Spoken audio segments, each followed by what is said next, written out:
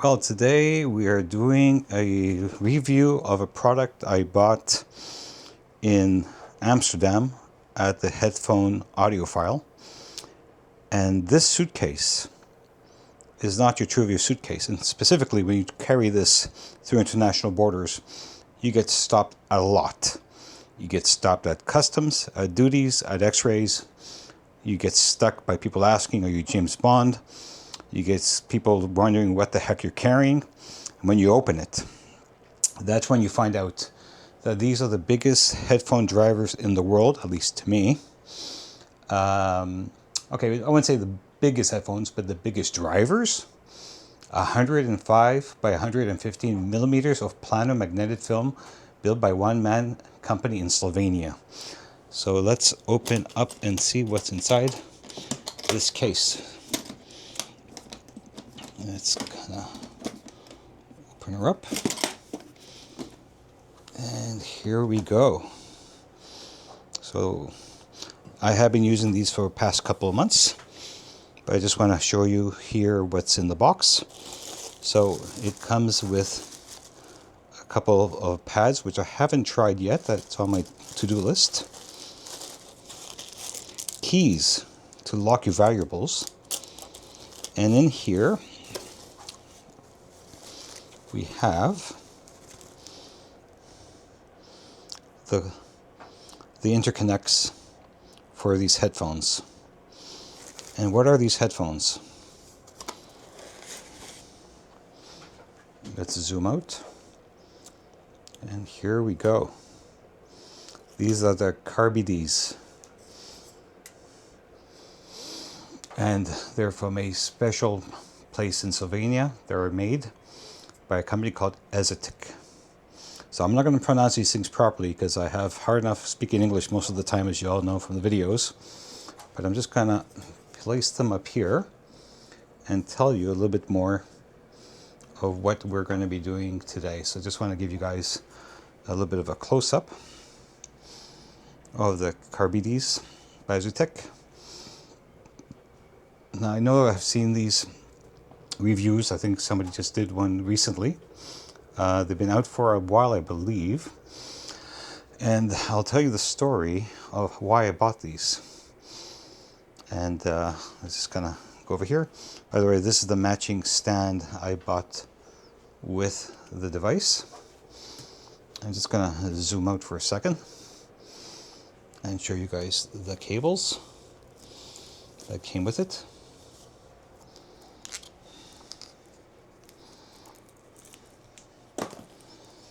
So these are the cables that came with the device.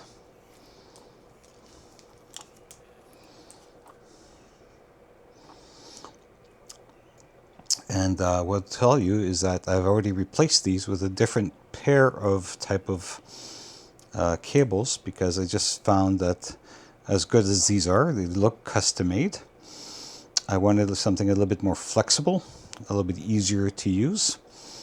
So what I have done is I bought the following, which I will show you guys in a few moments. So again, let's close the case, which is a very unique aspect of these special builds. Again, let's take a look at these one more time a little bit closer as we start the video. So thanks for staying in, and we will talk about these devices. So these headphones, what's kind of neat about them is that they kind of swerve 360 degrees almost. Very flexible. They're apparently made of, every piece of it could be easily repaired. You can see here you have the strap here on the head. Now these are the heaviest by far headphones I have. It's the only negative, which we'll talk in a moment, in comparisons to my typical Focal branded headphones, which I have an affinity for Focal. So let me pause here and be ready. All right, so second chapter here, the accident audiophile is now sitting at his desk. And basically what I'm going to do here is we have here the Charybdis. I'm going to keep on screwing up the name, so I do apologize for that, but it's the Charybdis, apparently, and I'm Greek, I should know this. It's a mystical Greek person. Now, somebody made a comment before I was breathing heavily. It's a bit warm these days. Hopefully that's all it is. And thank you for your care and comments, and please do subscribe. So the goal here today is I am going to be testing these on my desktop with my Fosi, my FIIO K15. And this is the cable I'm going to be using here. And then I'm going to be using my Fosi S3 streamer connected to my McIntosh MHA200 headphone amp. So stay tuned for that. And we will have some fun here of giving you my impressions of the headphones. Erzetich Audio was founded in 2012 by a Slovenian designer named Blaž Erzetich, and his path into this was genuinely unusual. He grew up on the wrong side of the Iron Curtain, apparently all of his passions of electronics, playing music, industrial design into Erzetich.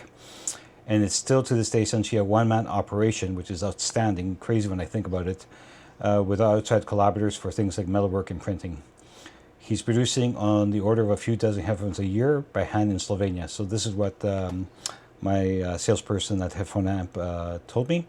And I did some research, and again, please take the research as, whatever I could find on the internet is what I found. So if I'm mistaken, please do correct me on this. The biggest thing from my understanding from Erzetich, he's had other headphones over the years called the Phobos, the Mania, the Talia, and it's been going on for quite a number of years. The Erzetich has talked about building gear that would build a musical instrument, not measuring device. So one thing about my channel is that I'm not big on specs. I'm not big on the Harman curve. It's interesting. I do this for the listening and the pleasure. I've got into this hobby because I like to listen to the songs, and every time I hear a bump in quality, I make an investment and I enjoy it. So it doesn't really. So these ones here are made by CNC-milled aluminum cups instead of linden. Deliberate choice for driver rigidity, paired with a carbon fiber headband. So again, the headband you guys can see there.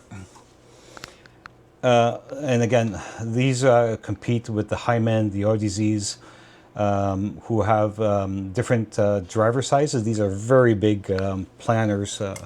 Maybe I'll take the pads off, and we'll take a look at it a bit closer to these. And by the way, in the store I did try the Swivelis, the LCD5s, and I decided to keep these. Because the drivers are so large, the headphone connectors really couldn't fit on any ear cup, so they moved them from outside the cup housing entirely. It's a very visible, very distinctive design. So they're a very unique design. I haven't seen anything like that in my introduction to this hobby. So the other thing that's kind of noticeable, and this is the reason why I had them on before, backwards. The cups have no symmetricals. There's no left-right markings by design. So apparently this launched around 2023 at the Munich high-end show, which now moved to Vienna. Price around 3,000 euros, roughly 3,200 US dollars. In Canadian, a little bit more. The Canadian dollar is not doing great these days. C'est la vie. So it comes with that fly case that we saw have me before. It comes with a second pair of pads and the XLR cables with a 6.35 millimeter adapter included. The Planar magnetic driver, 43 ohms impedance, sensitivity around 1 ohms to 5 decibels per milliwatt. And I want to flag that one because Erzetich doesn't actually publish these numbers officially. I had to do some research. That figure comes from independent reviewer measurements. But again, I'm not a measurement guy, but I know some people like to hear these things, so I'm just kind of putting it out there. Despite the size, the consensus among reviewers and even myself is that these are easy to drive than expected. So with my amps, like I said, I have I'm going to be trying it. I tried it with the Mojo Chord. I'm going to try it with the Kia 15 and the MHA200s. Now, how am I testing this? So I did mention here, let me just kind of here, let me see if we can zoom in a little bit or not. Okay, so here, I do have my MHA, so it's a tube amp, and the reason why I bought the MHA200 is that when I paired it initially, I do like digital sound, but I'm a vinyl guy. And I find that when I'm listening to digital, so to the A8, Eversolo A8, or even the Fosi S3, or anything like that, I find that the clarity, how strong the sound, the articulation of the music is fantastic. Specifically, since I got the Hugo M scale with a TT2, sounds fantastic, but it can get a little bit fatiguing for a while, mostly with headphones. So the thing I like about the tube amp kind of softens it. It just makes it a little bit more easier for longer listening sessions. So again, it depends what your taste is, but it's something I do enjoy quite a lot.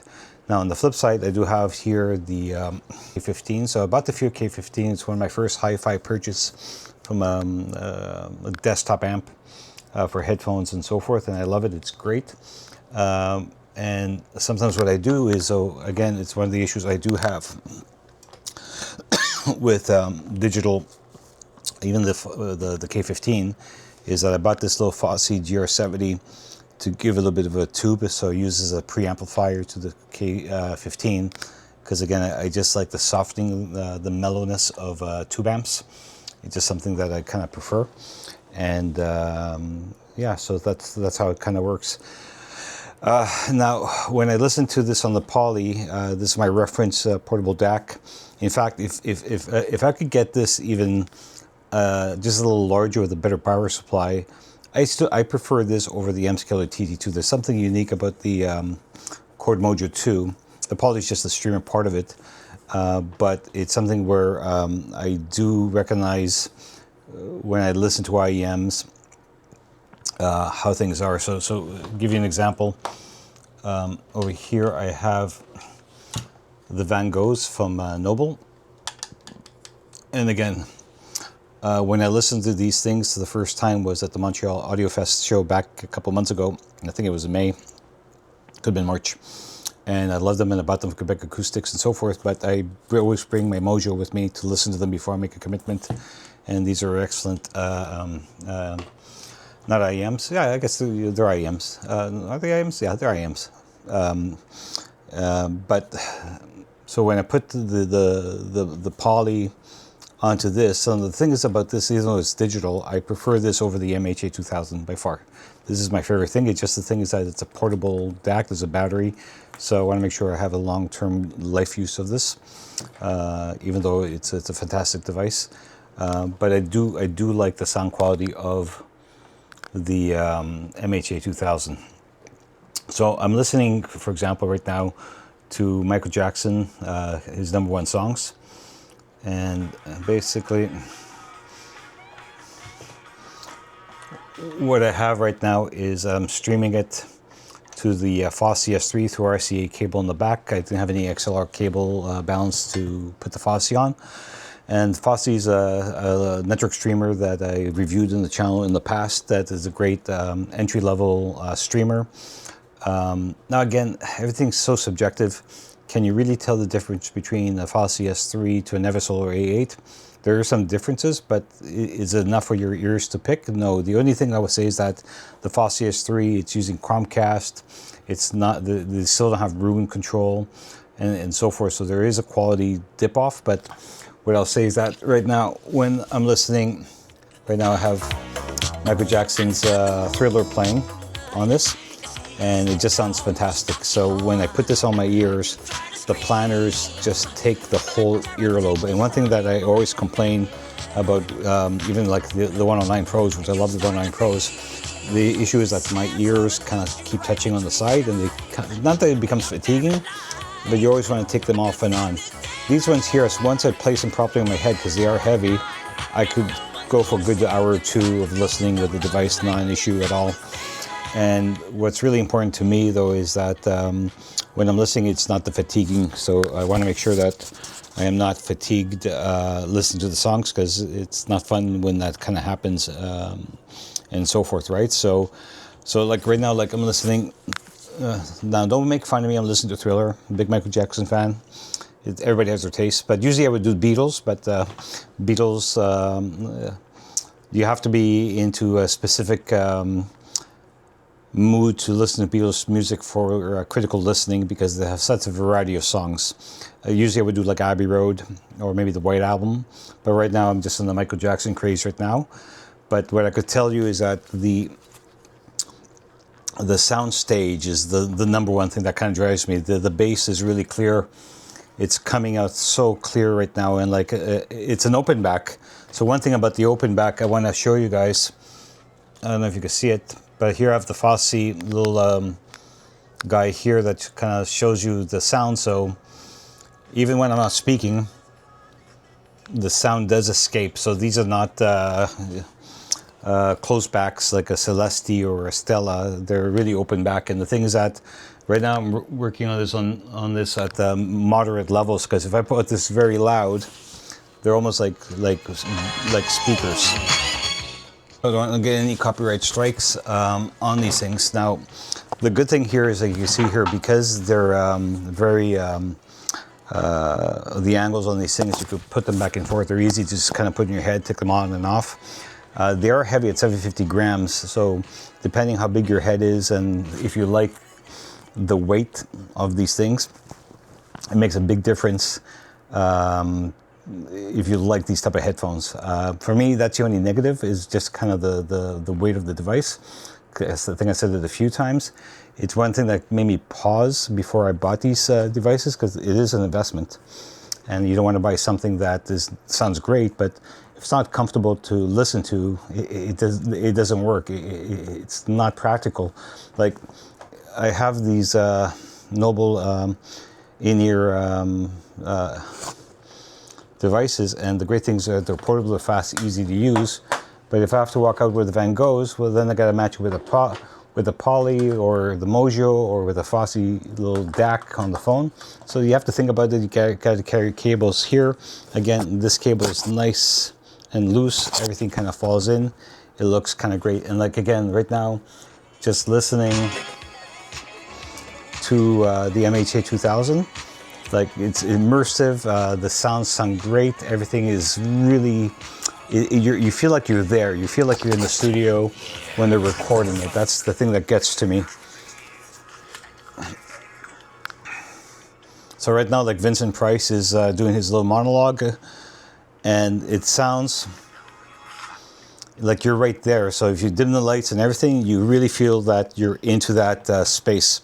So, all right, so right now I've connected the headphones into my K15, and to stay consistent, I'm still using the Fosi S3, but the Fosi S3, I'm using an optical into the K15, just to be consistent and just to show you guys.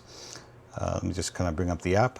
So here, again, I'm still listening to Michael Jackson's number ones, and basically I just flipped it from RCA to optical in. So right now I could feel the tubes are warm, which is great, because one thing about the McIntosh MHA200, you have about 15-20 minutes for the tubes to warm up to really get it going. What I did here is I brought this little guy here, Petru, that I bought, and you could tell here sensitivity that when I speak, you can see that it's picking up the sound. The reason why I'm bringing this up now is because I'm going to stop talking here in a second. I'm going to turn on the volume using the K15 as a preamp, so you could hear the open backness of the Charybdis. I'm always going to screw up that name. I do apologize. But basically here, you can see here,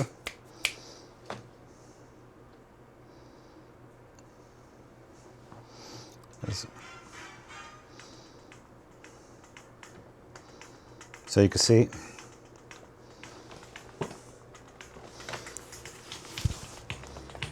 and if I put the volume higher, now here I have the gain pretty low. Let me just kind of increase the gain.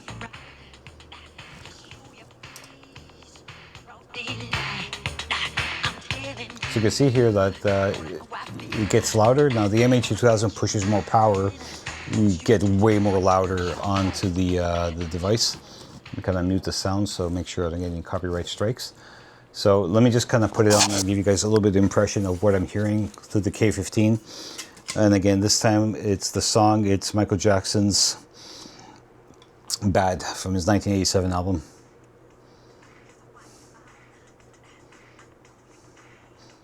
So immediately what I could tell you, it's like, it's good, it's clear, it's not punchy, it's very neutral. Like the MHA200 is a way better amp for headphones, and specific for these guys. These guys need a little bit more power to kind of work, kind of putting up the volume. It's like, it's good, but it's not great. Like the K15, the way I kind of use it is just when I do my office team meetings with my group and so forth. It's a great little device for that type of near acoustic listening and switching between a Microsoft Teams Zoom meeting to a music and so forth. But for like listening pleasure, mostly after you try it on the TTT2 or you try it on here on the MH2000, it's really a no contest at all. Like it works. And maybe, again, it's gone from the Fosi optical into the device. And just show you guys what that looks like. So you can see here how the Fosi feeding into the K15. It's just not immersive. There's just not. It's not the same thing. It's good. It's a nice device, but compared to the headphone amp here, it's not the same. So I'm going to pause here. And what I'm going to do is get my, I'm either going to try the TT2 or the Poly and the Chord Mojo and Poly to give you my impressions. Hold on.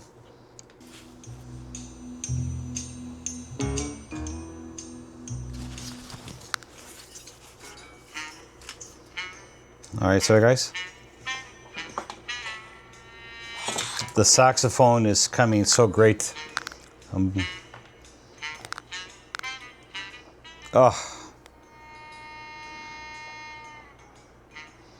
Like you could get just lost in the sound and the music. So again, like just a great DAC. I do have one more thing to try, which is with the TT2. I'll see if I could get the TT2 up and running. If not, I'll come back and we'll finish off the review. All right. All right, folks. So I connected now the the Charybdis into my TT2, and now the TT2 is acting as a preamp from my M scaler. So basically, it's my Ever Solo that's acting as my music streamer.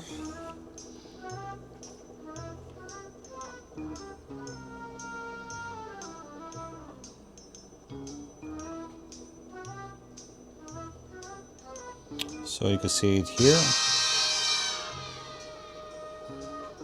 I'm doing a bad job here, but the Pink Panther is running. So it connects through USB to my M scaler and then to my TT2. And the difference between that and, let's say, the Mojo 2 as my streamer. There we go, coming back here. Playing again Pink Panther. Is it's more technical. Let me just play it again. Like it's kind of funny. The M-Scale TT2 should blow away the Mojo because it's more taps, the whole 9 yards. And I do love it with my bookshelf, with my floor stand speakers, and it sounds fantastic. There's something about the Mojo. This sounds magic sauce. So if I had to rank them, again, it's always the case where the Mojo always seems to win for me as my favorite sound tonality coming out of the system. But the TT2 drives them really well. But I would say that these headphones specifically work great with the MHA200. That's my favorite pairing for these headphones by far. Just lastly, in case you guys were asking about the cables. So again, the only reason why I changed the cables is that it's a bit of a memory flux here, so it kind of rolls and rolls. But I just find it a little bit too, when you kind of worry them, it's just too rigid for me, and I kind of prefer the Braided, or for example, I did buy the Magia. So I got here, for example, here I have the Magia cables, which I love. They're great. They're braided, and they were great. Just my preference as far as kind of cabling goes and so forth. So again, long-winded. I do apologize for that, but it's been a while since I wanted to do this review. But I never wanted to review just because I just got the device and I just received the device. These are, again, my personal, nobody gave these to me. I bought them, don't tell the wife. And again, I'm very purposeful these days to what I purchase. And I have to say, other than it's a little bit heavy, depending on your sitting position, but they're fantastic. And again, I did try the Abyss and the Aussies, and they're great. But these are very unique. I love the story of the company. It's a name I can't pronounce. I do apologize for that. Okay, I'll get better at that. But they're just tremendous. And maybe what I'll do next time is I'll do A/B comparisons between my two reference headphones, the Clear MG, which is an open back from Focal, and these ones here. And I could tell you what the differences are, because there are specific differences. And I do prefer one or the other for type of listening, and not just the type of music, but basically what mood you're in to listen to the songs. So again, like, subscribe. Thank you very much for your comments. I'm trying to improve all the time. It's not my full-time job. I have something else for that. This is just a hobby that I like to share my thoughts and opinions. And again, your thoughts and opinions matter to me as well. And so as the accidental audiophile says, keep it safe, be good, and like and subscribe. Take care.